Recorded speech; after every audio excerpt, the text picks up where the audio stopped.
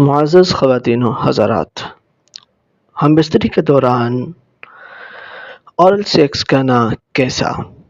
Oral sex میں مرد اور عورت ایک دوسرے کی شرمگاہ کو منہ میں لیتے ہیں، چومتے ہیں، چاٹتے ہیں، تو شریعت اس کے بارے میں کیا حکم دیتی ہے؟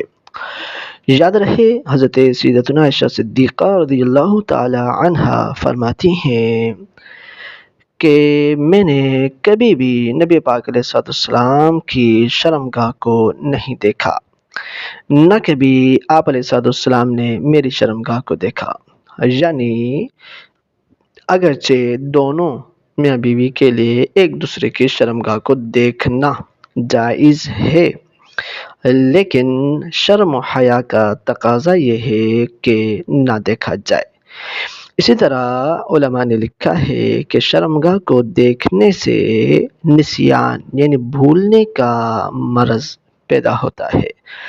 ایک حدیث مبارکہ میں نبی پاک علیہ السلام نے ارشاد فرمایا، جب تم اپنی اہلیہ کے پاس جاؤ، صحبت کا ارادہ ہو، فَلْيَسْتَتِرْ، تو چاہیے کہ پردہ کر لو، یعنی پردے میں ہی ہم بستری کرو، بالکل براہنہ ہو کر گدھوں کی طرح نہ ہو جاؤ۔ تو یہاں پر شرم و حیا کی تعلیم دی جا رہی ہے کہ ہم بستری کے دوران بھی شرم و حیا کو ملحوظ رکھا جائے۔ جب پردے کا حکم دیا جا رہا ہے، اس کو دیکھنا مناسب نہیں ہے، نبی پاک علیہ السلام نے کبھی نہیں دیکھا، اور اس طرح کی دیگر جب چیزیں ہیں، جب دیکھنا منع، دیکھنا مناسب نہیں، تو پھر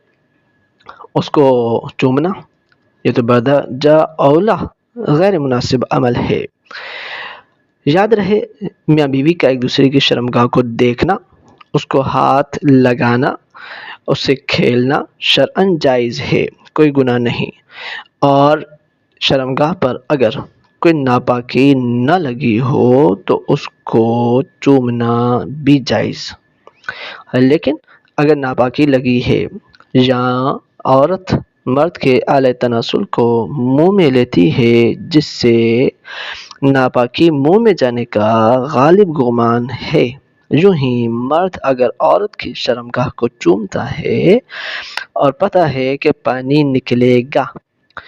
تو ایسی صورت میں چونکہ ایک ناپاک چیز پائی جا رہی ہے، وہ نکل رہی ہے اور مرد عورت کے منہ میں جا رہی ہے، ایک پاک جگہ پہ جا رہی ہے جس پہ قرآن پاک پڑھا جاتا ہے، اللہ کا ذکر کیا جاتا ہے، اس جگہ پر ایک ناپاک چیز لگ رہی ہے، ایک پاک چیز کو ناپاک کیا جا رہا ہے، تو اس لیے یہ عمل کرنا ناجائز و گناہ ہے۔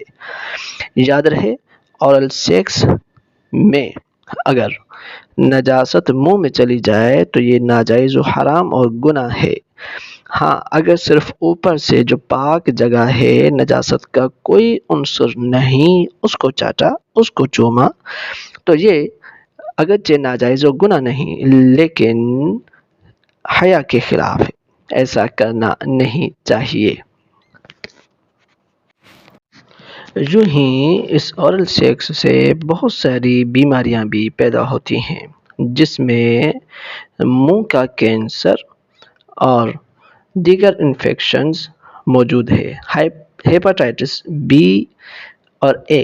اس کے بڑھ جانے کا بھی خطرہ رہتا ہے۔ لہٰذا جو چیز شرعاً بھی نامناسب بلکہ ناجائز کی صورت بھی ہو اور سائنسی طور پر، میڈیکلی طور پر بھی نقصان دہ ہو، شرم و حیا کے بھی خلاف ہو، تو ایسے